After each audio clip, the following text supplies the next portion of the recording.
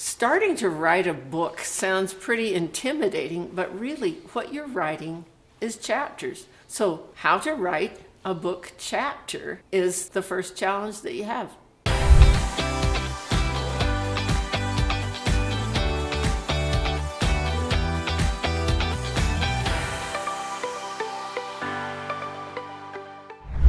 We're Rods and Carolyn Nielsen, and we've been writing for years and years. What we're excited about now is helping business people write the book that they need to promote themselves. A good beginning sentence will help you write your chapters with less effort. In this video, we'll discuss 5 ways that you can start your chapters. Why is it so hard to start a chapter of a book? Because the beginning of the chapter is the most essential part.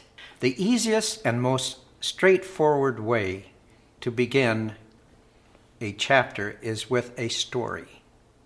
This is used by most writers all the time. The story must illustrate a point. Here is an anecdote that I wrote to start a chapter.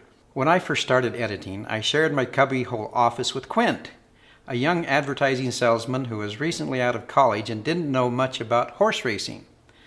One day I overheard Quint speaking with a client on the telephone, trying to get him to place a full-page advertisement about his horse.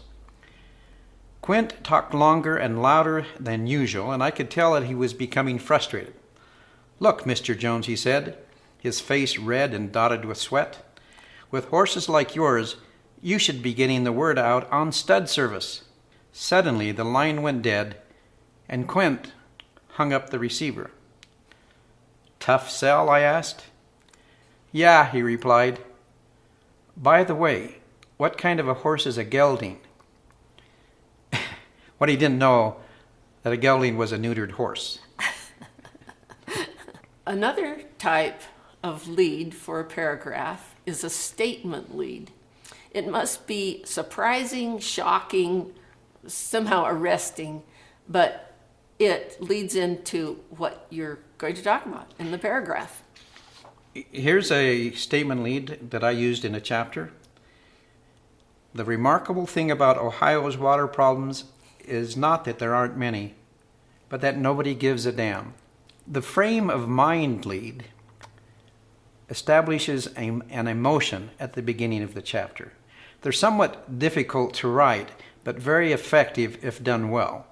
For example, here's an example of one. It has kind of combination of being an anecdotal lead as well. It says, "Milt Scheffler sat in the kitchen sipping a cup of hot coffee, his finger dangling slowly across the keyboard of a handheld calculator. Through the transparent window, curtains leaked the brightening rays of the morning sun. It was almost too early to think clearly, but he had to make the decision. The clutches of the expansion syndrome held him, and he knew it. Like a spreading plague, it had encompassed his neighbors, then himself. Now it seemed the whole industry had become infected." So all we're trying to do with that is to establish an emotion that will bring the reader in and carry them on to the next part of the chapter. Another type of lead for a paragraph is a quotation lead. And this is another one that's very popular, quite easy to use, and sometimes it's the only way to start the chapter. Do you have an example of that? Yes, here's one I wrote. "May I have one of those new pork sandwiches?" I asked the pretty brunette on the other side of the counter. "You'll like it," she says. "Only don't let it get cold, or it will get rubbery." The great thing about a quotation lead is that they usually will pop up in your research, and you can use them. If you watch for them, you'll find them. When you find one of these great quotations that are perfect as a lead, you can save them and just hold them in your repertoire of a bag of tools. Just hold them for that lead. Yep, just save them. You'll find many of them. Before we get to our last point, please comment below. We'd like to hear your thoughts about the information we're presenting.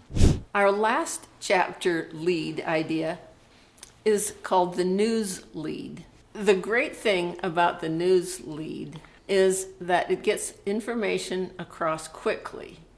In news writing, in newspapers, they start with the most important, and then by the end of the article is the least important information, because in the early days, the editor would just chop off the bottom of the article when he ran out of space in the column. But we're just using that as another way to present the chapter. Start with the important point first, and then go down the list of your points. You use it to get information across quickly is the main idea. There are hundreds of variations of way to start your chapter.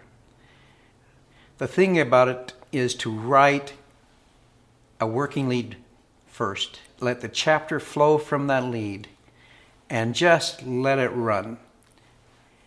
You may find that if you do that, you'll end up writing your whole first draft, because it just leads from one thing to the next. It's just a way to get you started into the information you want to present. But don't let your notes get cold. Yeah. Make sure that you start and write while they are hot, so that you remember what it is you want to write about. If you like this content, go watch our other video, How to Identify the Theme of a Book.